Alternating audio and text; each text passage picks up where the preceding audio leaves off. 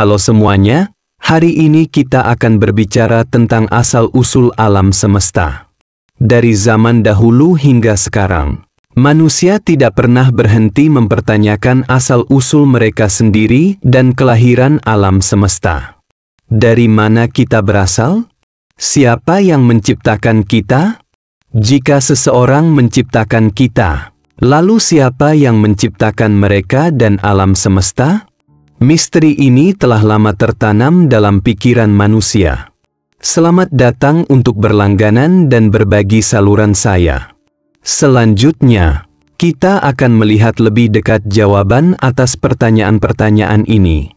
Di masa ketika pemahaman manusia tentang dunia dan alam semesta masih dalam tahap awal, agama menjadi kekuatan utama dalam menjawab pertanyaan-pertanyaan mendasar tersebut. Kebanyakan agama, baik timur maupun barat, menghubungkan asal mula alam semesta dengan Tuhan yang bersifat personal.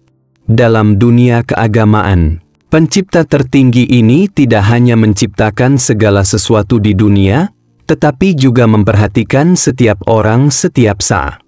Namun, bagi fisikawan yang mempelajari astrofisika dan alam semesta, mereka memiliki penjelasan yang sangat berbeda. Dan Stephen Hawking adalah salah satu perwakilan terkemuka di antara mereka. Pada tahun 2010, sebuah laporan di surat kabar Inggris The Times menyebabkan kegemparan. Judul halaman depan sebuah artikel berbunyi, Hawking mengatakan Tuhan tidak menciptakan alam semesta.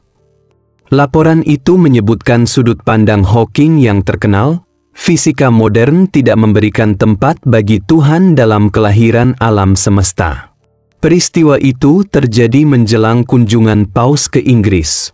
Dan pandangan Hawking menarik perhatian dan kontroversi yang luas, serta dianggap sebagai penghinaan yang nyata terhadap teori Tuhan. Menghadapi kontroversi, Hawking menjelaskan bahwa penelitiannya tentang asal-usul alam semesta tidak dimaksudkan untuk membuktikan atau membantah keberadaan Tuhan, tetapi untuk mencoba menemukan kerangka ilmiah yang dapat menjelaskan asal-usul alam semesta secara masuk akal dan membuatnya konsisten dalam teori ilmiah. Pada zaman dahulu kala, ketika orang-orang menghadapi keajaiban yang tidak dapat dipahami di langit, mereka sering menganggapnya sebagai mukjizat. Misalnya, gerhana matahari, saat matahari tiba-tiba terhalang, menyebabkan kebingungan dan kekaguman pada orang-orang kuno, yang menganggapnya sebagai momen sakral dan percaya itu adalah manifestasi para dewa. Namun, astronom Yunani kuno Aristarchus, dengan kemampuan perhitungan astronomi yang luar biasa, menemukan bahwa gerhana matahari hanyalah fenomena alam yang disebabkan oleh pergerakan matahari, bumi, dan bulan pada saat tertentu. Penemuan ini sangat penting karena menunjukkan bahwa banyak fenomena kosmik yang tampaknya misterius sebenarnya dapat disimpulkan melalui hukum fisika atau rumus matematika. Setelah itu, Aristarchus berpikir lebih lanjut. Apakah seluruh alam semesta juga merupakan mesin besar yang diatur oleh prinsip dan hukum fisika? Sayangnya, saat itu idenya terlalu maju dan tidak dipahami secara luas. Dengan pesatnya perkembangan fisika, semakin banyak fenomena di bumi yang dapat dijelaskan oleh hukum fisika. Orang-orang juga terkejut saat mengetahui bahwa hukum yang mengatur gerak benda di bumi juga berlaku pada gerak lain di alam semesta. Sepenuhnya menunjukkan universalitas hukum fisika ini. Dengan bantuan hukum-hukum ini, orang dapat secara akurat menghitung lintasan benda langit tanpa harus melakukan perjalanan ke galaksi yang jauh atau melihatnya dengan mata kepala sendiri. Ini menimbulkan pertanyaan mendalam. Jika segala sesuatu di alam semesta dapat dijelaskan dengan hukum, lalu apa peran Tuhan atau Sang Pencipta? Hawking percaya bahwa kita dapat sepenuhnya mendefinisikan Tuhan sebagai perwujudan hukum alam. Tetapi pandangan ini jelas bertentangan dengan kognisi tradisional banyak orang. Dalam pikiran kebanyakan orang, Tuhan seharusnya merupakan sosok seperti manusia yang memiliki karakteristik pribadi dan kemampuan untuk terhubung dengan manusia. Lagi pula, ketika kita menatap langit berbintang dan mengagumi betapa tidak pentingnya kehidupan di alam semesta yang luas ini, serta betapa acaknya dan tidak masuk akalnya kelahiran kehidupan di bumi, sulit untuk tidak berpikir bahwa ada Tuhan yang Maha Kuasa yang menciptakan semua ini. Namun, Hawking sangat yakin bahwa alam semesta itu spontan dan tercipta dari ketiadaan, dan kesimpulan ini didasarkan pada hukum-hukum ilmiah yang ketat. Beberapa orang mungkin bertanya, Anda belum melihat awal mula alam semesta. Jadi menurut Anda mengapa seperti sebelumnya? Perkembangan fisika dan astronomi modern telah memberikan jawaban yang kuat untuk pertanyaan ini. Sekarang kita tahu bahwa selama kita memahami keadaan alam semesta pada saat tertentu, kita dapat menyimpulkan keadaan paling awalnya. Sama seperti sebelumnya, meskipun kami belum menemukan Pluto, kami berhasil menghitung bahwa pasti ada planet di sana dengan mengamati lintasan pergerakan planet-planet lain.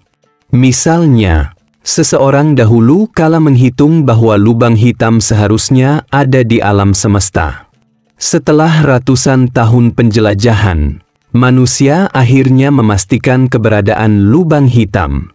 Semua ini sepenuhnya menunjukkan bahwa hukum fisika berlaku secara universal di seluruh alam semesta.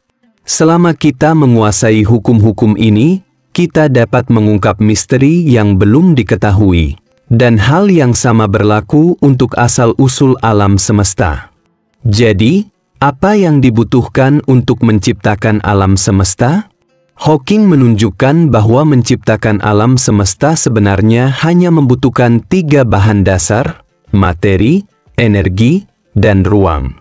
Materi, yaitu segala sesuatu yang bermassa, ada di mana-mana di alam semesta. Tanah, batu, debu, es, dan gas yang kita lihat dalam kehidupan sehari-hari semuanya merupakan contoh.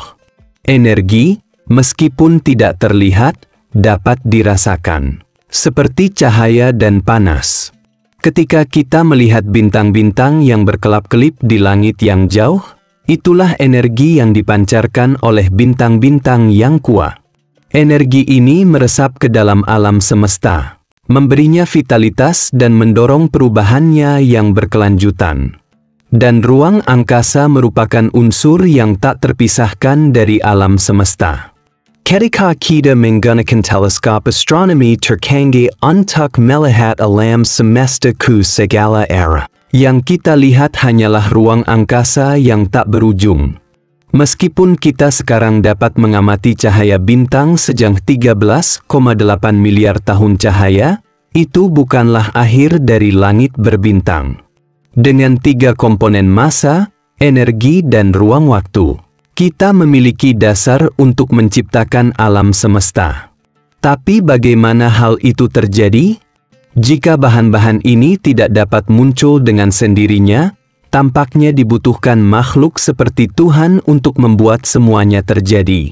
Penemuan besar Einstein membawa titik balik dalam pemahaman kita tentang masalah ini. Einstein menyadari bahwa massa dan energi yang dibutuhkan untuk menciptakan alam semesta pada dasarnya adalah hal yang sama. Seperti 2 sisi mata uang yang sama. Massa dapat dianggap sebagai sejenis energi, dan energi dapat dianggap sebagai sejenis massa. Dengan cara ini, unsur-unsur yang dibutuhkan untuk menciptakan alam semesta disederhanakan menjadi energi dan ruang. Setelah puluhan tahun melakukan pengamatan dan analisis, para ilmuwan telah menemukan jawaban atas asal-usul energi dan ruang. Ternyata energi dan ruang tercipta dalam suatu peristiwa yang kita sebut Big Bang, dan merupakan jejak yang tersisa dari Big Bang. Bagaimana kami sampai pada kesimpulan ini? Iya, diperoleh melalui penangkapan tepat radiasi latar belakang gelombang mikrokosmik.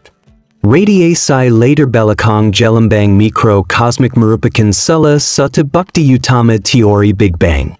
Ia bagaikan cahaya sisa pada saat lahirnya alam semesta, yang menyingkapkan kepada kita misteri-misteri di awal terbentuknya alam semesta. Pada tahun 1932, pendeta Belgia Lemaitre mengusulkan teori Big Bang. Saat itu, Einstein tidak setuju dengan teori ini. Dia tidak berpikir bahwa alam semesta mengembang. Baru setelah astronom terkenal Edwin Hubble menemukan fenomena pergeseran merah, ia menyadari bahwa cahaya dari bintang-bintang jauh bergerak menjauhi kita dan mengalami percepatan. Penemuan ini membuktikan dengan kuat bahwa alam semesta terus mengembang. Einstein kemudian mengakui bahwa ia telah melakukan kesalahan. Peristiwa ini juga membuktikan kebenaran teori relativitas umum. Sebab dengan sedikit penyesuaian, Einstein dapat menggunakan teori relativitas umum untuk menyimpulkan bahwa perluasan alam semesta semakin cepat. Saat ini, kita secara umum percaya bahwa alam semesta saat ini terbentuk secara bertahap setelah tiba-tiba mengembang di suatu titik 13,8 miliar tahun yang lalu. Proses ini seperti balon yang terus mengembang dan tidak berhenti selama 13,8 miliar tahun. Banyak orang mungkin merasa sulit untuk memahaminya.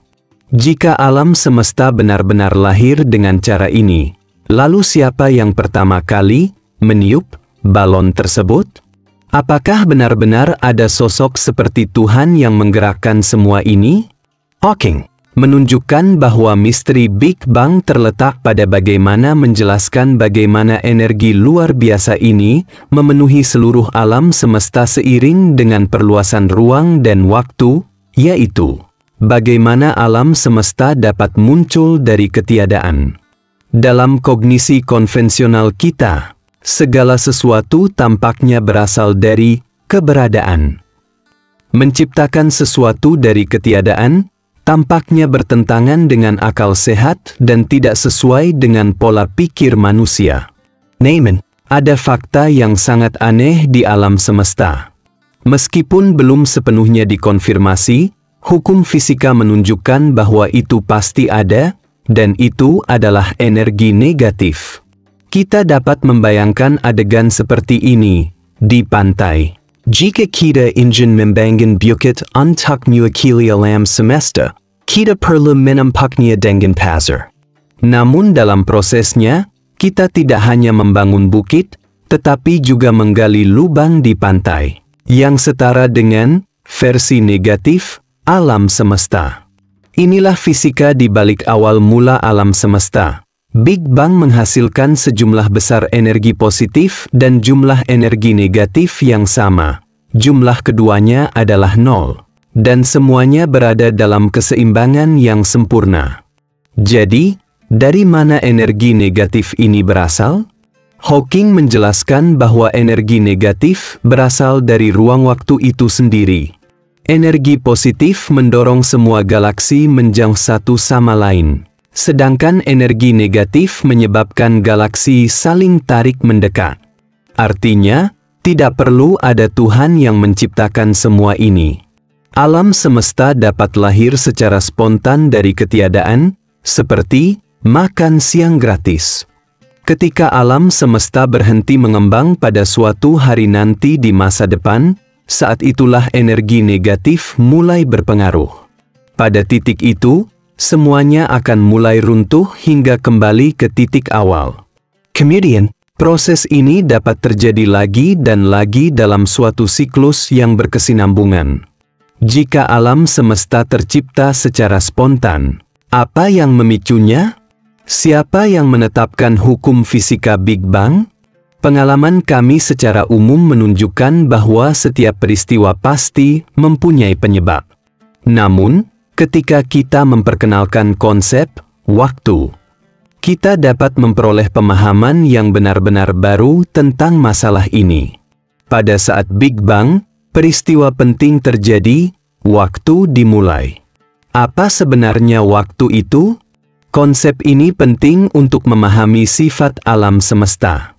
Misalnya, Ketika kita melempar jam ke dalam lubang hitam, karena gravitasi lubang hitam yang sangat kuat, hal itu tidak hanya akan mendistorsi cahaya, tetapi juga mendistorsi waktu.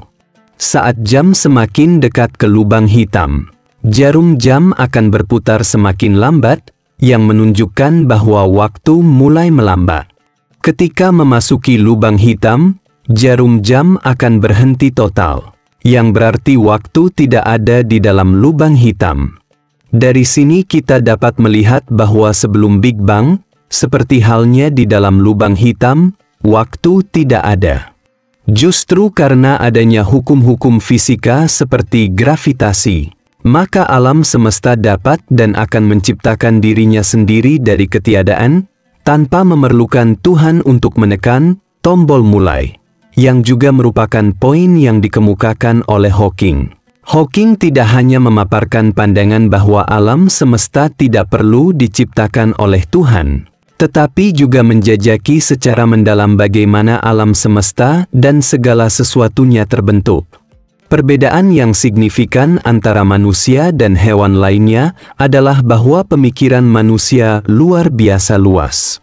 Meskipun kita berada di planet kecil, pikiran kita dapat menjelajah seluruh alam semesta. Namun, bagaimana memahami alam semesta yang tak terbatas dengan pemikiran yang terbatas selalu menjadi tantangan besar. Melalui pengamatan yang cermat, fisika modern telah menemukan bahwa galaksi-galaksi tersebar secara merata di seluruh alam semesta. Meskipun beberapa area lebih padat, beberapa lebih jarang, dan bahkan ada beberapa rongga, namun distribusi keseluruhannya relatif merata. Jika galaksi-galaksi ini secara bertahap menjang satu sama lain karena perluasan ruang dan waktu, maka dapat disimpulkan bahwa mereka dulunya sangat dekat satu sama lain sekitar 10 miliar tahun yang lalu. Jika kita mundur lebih jauh lagi, sekitar 13 miliar tahun yang lalu, segala sesuatu di alam semesta terkumpul pada satu titik dalam ruang dan waktu. Ada teori yang mengatakan bahwa jika Anda memiliki komputer super canggih yang mengetahui posisi dan kecepatan semua partikel di alam semesta pada saat tertentu, Anda dapat menghitung nilai partikel tersebut kapan saja di masa lalu atau masa depan. Dengan cara ini, kita tidak hanya dapat memahami awal mula alam semesta, tetapi juga meramalkan masa depan dan akhirnya. Naaman. Orang-orang kemudian menemukan bahwa ada keacakan dan ketidakpastian tertentu dalam hukum alam, dan kita tidak dapat secara akurat memprediksi posisi dan kecepatan partikel pada saat yang sama. Penemuan ini menunjukkan bahwa alam semesta bersifat tidak pasti, sebuah pandangan yang ditentang oleh Einstein, yang menanggapi dengan pernyataannya yang terkenal, Tuhan tidak bermain dadu. Namun semakin banyak bukti menunjukkan bahwa memang ada keacakan tertentu di alam semesta, seolah-olah ada Tuhan yang suka melempar dadu. Naaman. Karena ukuran alam semesta yang sangat besar, keacakan ini dirata-ratakan pada tingkat makroskopis, yang juga membuat masa depan alam semesta penuh dengan ketidakpastian. Teori alam semesta paralel Richard Feynman menyatakan bahwa dalam teori kuantum, setiap kali pengukuran kuantum dilakukan, alam semesta terbagi menjadi beberapa alam semesta baru. Artinya, mungkin saja ada banyak sekali sejarah berbeda mengenai alam semesta dalam perkembangannya di masa lalu. Kunci untuk menjelaskan sepenuhnya segala sesuatu yang terjadi di alam semesta terletak pada bagaimana menyatukan relativitas umum dan teori kuantum. Ini adalah salah satu tantangan utama yang dihadapi fisika saat ini, dan banyak ilmuwan bekerja tanpa lelah untuk mengatasinya. Pengamatan manusia saat ini menunjukkan bahwa alam semesta hampir mulus dari arah manapun ia diamati. Tetapi relativitas umum menunjukkan bahwa ruang itu melengkung, yang berarti bahwa alam semesta yang dapat kita amati saat ini hanyalah bagian yang sangat kecil. Ketika alam semesta mengembang hingga tahap tertentu, Saat kita tidak dapat lagi melihat cahaya bintang dimanapun di alam semesta, yakni saat kepadatan alam semesta lebih rendah dari nilai kritis, alam semesta akan menjadi semakin kosong dan dingin, dan semua bintang akan padam. Pada akhirnya, seluruh alam semesta akan runtuh ke dalam di bawah pengaruh energi negatif hingga kembali ke titik awal, dan kemudian mungkin mengembang lagi. Mengenai apakah kehidupan seperti manusia akan lahir dalam proses ekspansi baru, kita tidak tahu. Tidak diragukan lagi, sangatlah ajaib dan beruntung bahwa kita dapat dilahirkan di alam semesta ini. Hawking pernah berkata dengan penuh kasih sayang, sungguh ajaib bahwa kita bisa lahir di alam semesta ini. Namun, jika alam semesta ini tidak memiliki orang-orang yang saya cintai dan yang mencintai saya, maka alam semesta ini akan benar-benar kosong. Tanpa mereka, semua keajaiban alam semesta tidak ada artinya bagi saya. Kalimat ini tidak saja menunjukkan penjelajahan mendalam Hawking atas misteri alam semesta, tetapi juga menyingkapkan penghargaannya terhadap emosi manusia, sehingga kita dapat melihat kehangatan dan kepedulian humanis yang terpendam dalam hati ilmuwan hebat ini. Oleh karena itu, mencintai keluarga kita dan segala sesuatu yang diberikan kehidupan kepada kita adalah makna terbesar dalam hidup kita. Selamat datang untuk berlangganan dan berbagi saluran saya. Sampai jumpa di lain waktu.